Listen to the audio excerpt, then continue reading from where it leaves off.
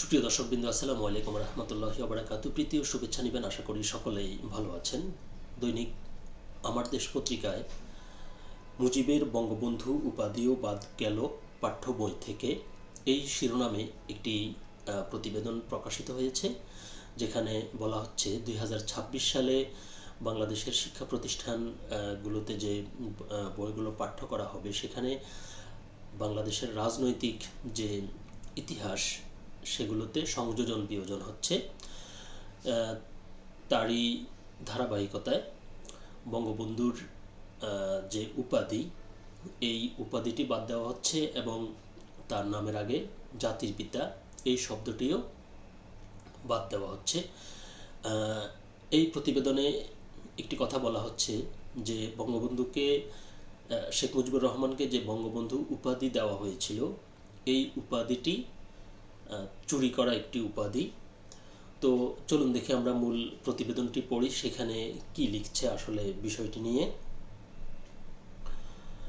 জুলাই গণ অভ্যুত্থানের পর প্রাথমিক ও মাধ্যমিকের পাঠ্য বইয়ে বড় ধরনের পরিমার্জন করা হয়েছে। নতুন শিক্ষাবর্ষে বিতরণের জন্য প্রস্তুত পুস্তকগুলোতে শেখ মুজিবের উপাধি, জাতির পিতা ও বঙ্গবন্ধু সহ নানা বিতর্কিত বিষয় বাদ দেওয়া হয়েছে। পাঠ্য বইয়ে নতুন করে যুক্ত হয়েছে জুলাই বিপ্লব, বহুল বিতর্কিত শাসক শেখ মুজিবুর রহমানের বাকশাল থেকে শুরু করে ফ্যাসিস্ট শেখ হাসিনার পলায়নের কাহিনী। একই সঙ্গে সাবেক রাষ্ট্রপতি জিয়াউর রহমানের নেতৃত্বে বহুদলীয় গণতন্ত্র চালু থেকে এরশাদের 9 বছরের স্বৈরশাসন এবং পরবর্তী সময়ে খালেদা জিয়ার শাসনের কথাও বইয়ে স্থান পেয়েছে। জাতীয় শিক্ষাক্রম ও পাঠ্যপুস্তক বোর্ড প্রকাশিত 2026 সালের মাধ্যমিক স্তরের শিক্ষার্থীদের জন্য বাংলাদেশ ও বিশ্ব পরিচয় পাঠ্য বই পর্যালোচনায় দেখা গেছে শেখ মুজিবুর রহমানের নামের আগে বঙ্গবন্ধু শব্দটি বাদ দেওয়া হয়েছে। 2026 সালের অষ্টম শ্রেণীর জন্য ছাপানো বাংলাদেশ ও বিশ্ব পরিচয় পাঠ্য বইয়ের 21 পৃষ্ঠায় 7 মার্চের ভাষণের বর্ণনায় 5 জায়গায় শুধু লেখা হয়েছে শেখ মুজিবুর রহমান। গত বছর ওই 5টি জায়গায় শেখ মুজিবুর রহমানের আগে বঙ্গবন্ধু লেখা ছিল। তবে উক্ত পাঠ্য বইয়ের বিভিন্ন জায়গায় শেখ মুজিবুর রহমানকে আওয়ামী লীগ সভাপতি ও বাংলাদেশের রাষ্ট্রপতি বলে উল্লেখ করা হয়েছে। পর্যালোচনায় দেখা যায় 2026 শিক্ষাবর্ষের অষ্টম শ্রেণীর বাংলাদেশ ও বিশ্ব পরিচয় পাঠ্য বইয়ের বাংলাদেশের মুক্তিযুদ্ধ ও গণতান্ত্রিক সংগ্রাম শিরোনামে 3য় অধ্যায়ের পার্ট 2-এ 7 মার্চের ভাষণের বর্ণনায় শেখ মুজিবুর রহমানের নামের আগে 7 জায়গার মধ্যে 6 জায়গায় বঙ্গবন্ধু শব্দটি বাদ দেওয়া হয়েছে। তবে এই পাঠের শিক্ষার্থীদের কাজ 3 অংশে বঙ্গবন্ধুর নাম এখনও রয়ে গেছে। এটি ইচ্ছাকৃত কিংবা অনিচ্ছাকৃতভাবে রয়েছে কিনা এটি নিশ্চিত করা যায়নি। তবে নাম ও পরিচয় প্রকাশ না করার শর্তে এনসিটিবির একটি সূত্র জানিয়েছে, পাঠ্য বইয়ের উপাধি হিসেবে শেখ মুজিবের নামের আগে বঙ্গবন্ধু দেওয়া হলে সেটি সংশোধন করা হয়নি। তবে নামের ক্ষেত্রে বঙ্গবন্ধু সংশোধন করে শেখ মুজিবুর রহমান লেখা হয়েছে। এনসিটিবির ওই সূত্রটি জানিয়েছে 2024 সালের 5 আগস্টের গণ অভ্যুত্থানের পর পাঠ্য বইয়ে নানা পরিবর্তন আনা হয়েছে। মাধ্যমিকের বাংলাদেশ ও বিশ্ব পরিচয় পাঠ্য বইয়ে শেখ মুজিবুর আগে ব্যবহৃত বঙ্গবন্ধু শব্দটি বাদ দিতে মাধ্যমিক ও উচ্চশিক্ষা অধিদপ্তর মাওসি থেকে লিখিতভাবে চিঠি পেয়েছে সরকারের বিনামূল্যের পাঠ্য বই ছাপা ও বিতরণের দায়িত্বে থাকা সংস্থাটি। এরপর এনসিটিবি এই সংশোধনের উদ্যোগ নেয়।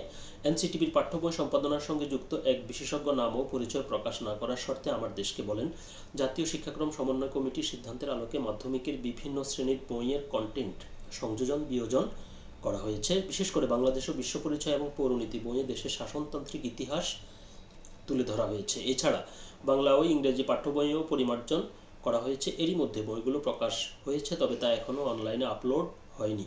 রোববার নতুন শিক্ষাবর্ষের প্রাথমিক ও মাধ্যমিক স্তরের বিনামূল্যের পাঠ্য বইয়ের অনলাইন ভার্সন ওয়েবসাইটে আপলোড করা হয়েছে।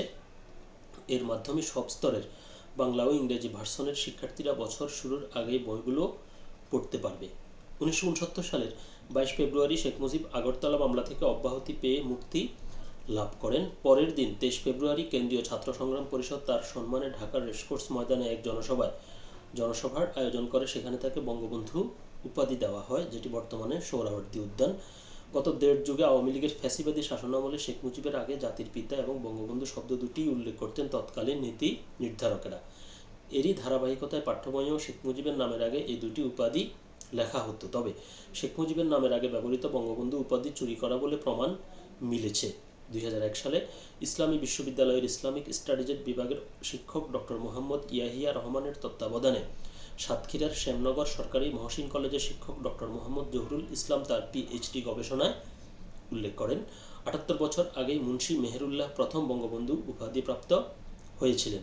মুন্সি মেহেরুল্লাহ যে বাংলার প্রথম বঙ্গবন্ধু একথা লিখেছেন মতিউর রহমান মল্লিকও। ঢাকাভিত্তিক প্রেক্ষণ সাহিত্য সংগঠন 1996 সালের নভেম্বরে মুন্সি মেহেরুল্লাহ স্মরণ সংখ্যা প্রকাশ করে। সেখানে প্রকাশিত বঙ্গবন্ধু মোহাম্মদ মেহেরুল্লাহ শীর্ষক নিবন্ধে তিনি মির্জা ইউসুফ আলী যে মুন্সি মেহেরুল্লাহকে প্রথম বঙ্গবন্ধু উপাধি দেন একথা জানিয়েছেন।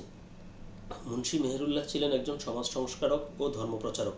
1861 সালের 26 ডিসেম্বর যশোর জেলার তৎকালীন কালীগঞ্জ থানার বর্তমান ঝিনাইদহ কালীগঞ্জ উপজেলা ঘোপ গ্রামে জন্মগ্রহণ এবং মাত্র 46 বছর বয়সে 1907 সালের 8 জুন ইন্তেকাল করেন।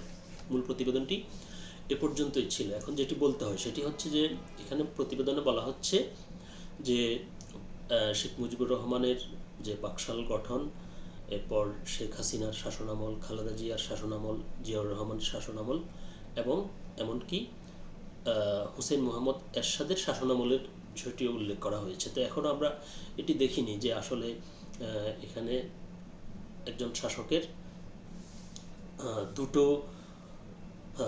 দুটো দিক, প্রত্যেক শাসকের তার শাসন ব্যবস্থার দুটো দিক থাকে। একটি হচ্ছে ভালো দিক, একটি হচ্ছে খারাপ দিক। এখন এখানে আসলে বিষয়টা কি এরকম হয়েছে কি না, যেমন যাদেরকে আমরা পছন্দ করি না বা যারা এখন নীতি নির্ধারণের দায়িত্বে রয়েছে, যাদেরকে আমরা পছন্দ করি না তাদের খারাপ দিকগুলো আমরা এখানে সন্নিবেশ করব, তাদের ভালো দিকগুলো আমরা এড়িয়ে যাব। আর যাদেরকে আমরা পছন্দ করি তাদের ভালো দিকগুলো আমরা এখানে তুলে ধরব আর খারাপ দিকগুলো আমরা এড়িয়ে যাব। যদি এটি হয়ে থাকে তাহলে এটি সঠিক ইতিহাস চর্চা হবে বলে আমি মনে করি না। যদি আপনি সবাইকেই সবার শাসন ব্যবস্থার কথা উল্লেখ করেন তাহলে ভালো মন্দ দুদিকটাই আপনাকে উল্লেখ করতে হবে। তাহলে এই যে শাসন ব্যবস্থার সমর্থক যারা রয়েছে তারা বুঝতে পারবে বা তারা এটি চ্যালেঞ্জ করতে পারবে না বা বলতে পারবে না বা এটা নিয়ে কোনো ধরনের বিতর্ক তারা তৈরি করার সুযোগ পাবে না যে আমাদের সময় আমাদের খারাপ দিকগুলো তুলে ধরা হয়েছে মানে আমাদেরকে হেয় করার উদ্দেশ্যে, আর অন্যদের ভালোটা তাদেরকে ভালো হিসেবে প্রমাণ করার উদ্দেশ্যেই তাদের ভালোটা উপস্থাপন করা হয়েছে। তো যদি প্রত্যেক শাসকের ভালো এবং খারাপ উভয় দিক তুলে ধরা হয় তাহলে মানুষ বিচার করবে, কিংবা যারা পাঠক অর্থাৎ আগামী প্রজন্ম বা ছাত্রছাত্রী যারা রয়েছে যারা একদিন বড় হয়ে তারাই কিন্তু আবার দেশ পরিচালনা করবে। তো তাদেরকে সঠিক ইতিহাস জানতে হবে যে প্রত্যেক শাসকের ভালো দিক এবং খারাপ দিক, তাহলে তারাই সিদ্ধান্ত নেবে আফটার অল কোন শাসক ভালো কোন শাসক খারাপ, কে দেশপ্রেমিক, দেশের জন্য কার কতটুকু অবদান এবং দেশের স্বার্থ বিরোধী হয়ে কে কাজ করেছে, এর বিচারের ভার ছাত্রছাত্রী এবং সাধারণ মানুষের কাছে থাকাটাকেই আমি সবচেয়ে উত্তম মনে করি। সকলে ভালো থাকবেন, সুস্থ থাকবেন, আল্লাহ হাফেজ।